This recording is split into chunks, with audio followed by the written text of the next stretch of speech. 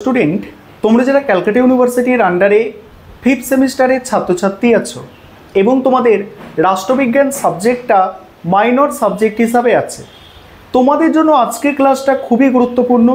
তোমাদের ফিফথ সেমিস্টারে রাষ্ট্রবিজ্ঞান মাইনরের দ্বিতীয় যে পেপারটি পড়তে হবে, অর্থাৎ MN4 পেপারটির নাম হচ্ছে ইন্ডিয়ান পলিটিক্যাল থট 1। এই পেপারের আজকে 100% কমনযোগ্য সাজেশান নিয়ে আলোচনা করব এবং তোমরা যারা ইংলিশ ভার্সানের স্টুডেন্ট আছো তোমরাও আজকের সাজেশানটা দেখো, কারণ সাজেশানটা ইংলিশেও থাকছে। আর আজকের সাজেশানে একদম মোস্ট ইম্পর্টেন্ট প্রশ্নগুলো বাছাই করে দেওয়া হয়েছে, অর্থাৎ সাজেশান আলোচনা করব।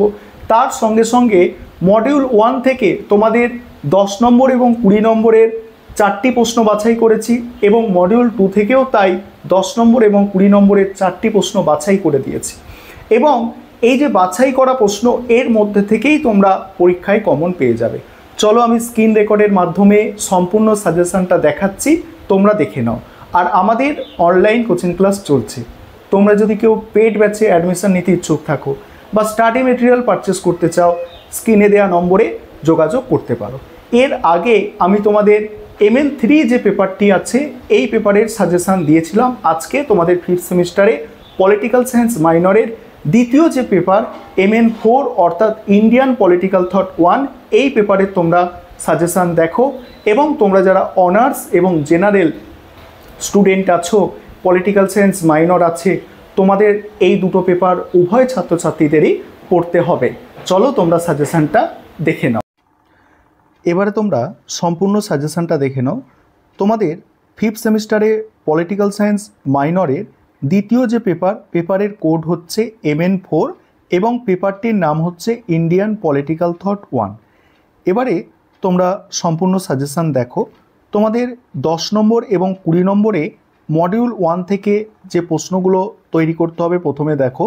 আর তোমরা যারা ইংলিশ ভার্সনের স্টুডেন্ট আছো তোমরাও আজকে ক্লাসটা দেখো, কারণ সাজেশানটা তোমরা ইংলিশেও পেয়ে যাবে। এখানে মডিউল 1 থেকে আমি টোটাল 7টা প্রশ্ন রেখেছি, তবে আমি মোস্ট ইম্পর্টেন্ট প্রশ্ন 4টে এখান থেকে তোমাদের বাছাই করে দেব। 4টে প্রশ্ন বাছাই করে দেওয়ার কারণ, তোমাদের 10 নম্বরের মডিউল 1 থেকে 2টো প্রশ্ন দেয়, 1টি লিখতে হয়, এবং 20 নম্বরে 2টো প্রশ্ন দেয়, 1টি লিখতে হয়। অর্থাৎ মডিউল 1 থেকে পরীক্ষায় 4টে প্রশ্ন দেয়া থাকে। সেই কারণে আমি তোমাদের এখান থেকে 4টে মোস্ট ইম্পর্টেন্ট প্রশ্ন বাছাই করে দেব। দেখো, প্রথমে তোমরা সাজেশানটা দেখো।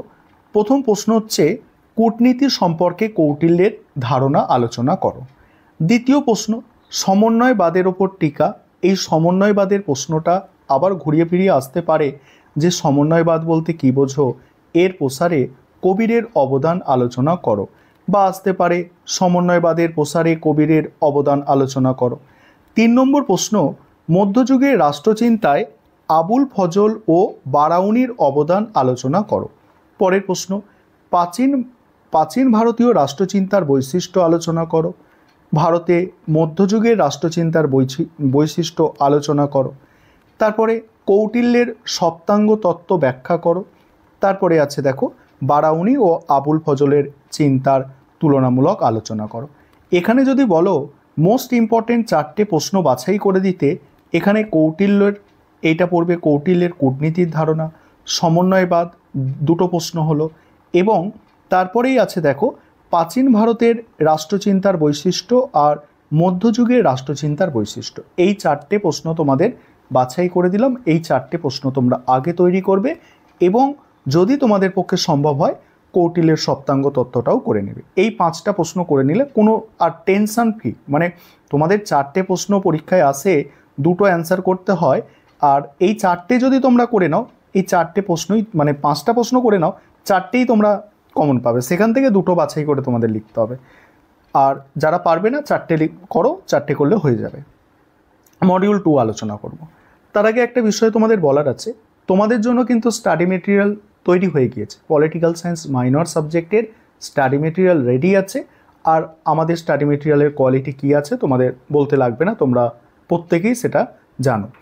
আর তোমরা যারা আমাদের পেড ব্যাচে অ্যাডমিশন নিতে চাইছো যোগাযোগ করতে পারো। অনেক ছাত্রছাত্রী অলরেডি অ্যাডমিশন নিয়ে নিয়েছে। তোমরা যারা অ্যাডমিশন নিতে ইচ্ছুক যোগাযোগ করতে পারো।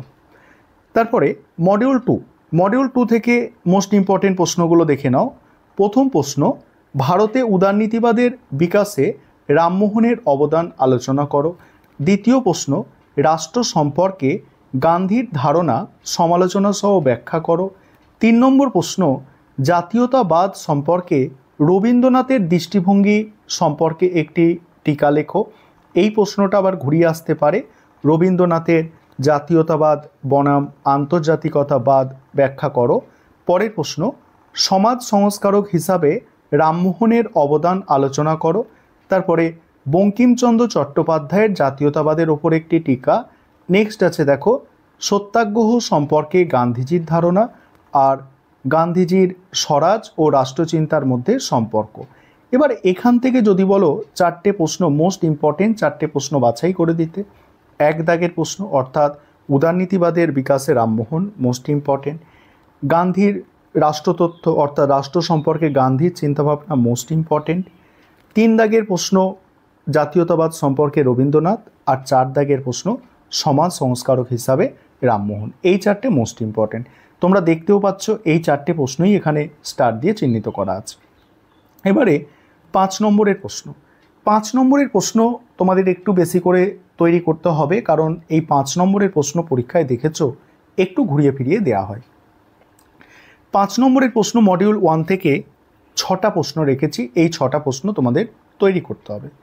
দেখো, প্রাচীন ভারতীয় রাষ্ট্রচিন্তার মূল বৈশিষ্ট্য বড় প্রশ্নতে আছে, সেখান থেকে কিছু পয়েন্ট তুলে লিখলেই হবে।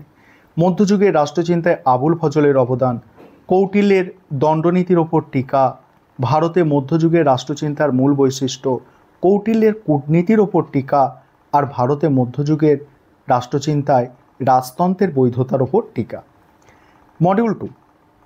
মডিউল 2 থেকে দেখো, সামাজিক ন্যায় প্রসঙ্গে রামমোহনের ধারণা আলোচনা করো। তারপরে আছে বঙ্কিমচন্দ্র চট্টোপাধ্যায়ের জাতীয়তাবাদের ওপর একটি টিকা লেখো। নেক্সট, আইনের অনুশাসন প্রসঙ্গে রামমোহনের ধারণা ব্যাখ্যা করো। নেক্সট, স্বরাজ সম্পর্কে গান্ধীজির ধারণা আলোচনা করো। নেক্সট, রামমোহন রায়ের উদারনৈতিক ভাবনার বৈশিষ্ট্যগুলি লেখো। নেক্সট, বিবেকানন্দের জাতীয়তাবাদের ভাবনার ওপর একটি টিকা লেখো। এই হচ্ছে তোমাদের টোটাল সাজেশান। এবার তোমরা যারা ইংলিশ ভার্সানের স্টুডেন্ট আছো, তোমরা সম্পূর্ণ সাজেশানটা দেখে নাও। আর আমাদের ইংলিশ ভার্সানেও কিন্তু স্টাডি মেটেরিয়াল রেডি আছে, তোমরা চাইলে ইংলিশ ভার্সানেও স্টাডি মেটেরিয়াল পারচেস করে নিতে পারো। দেখো, সম্পূর্ণ তোমরা বিষয়টা দেখে নাও। এই হচ্ছে তোমাদের টোটাল সাজেশান।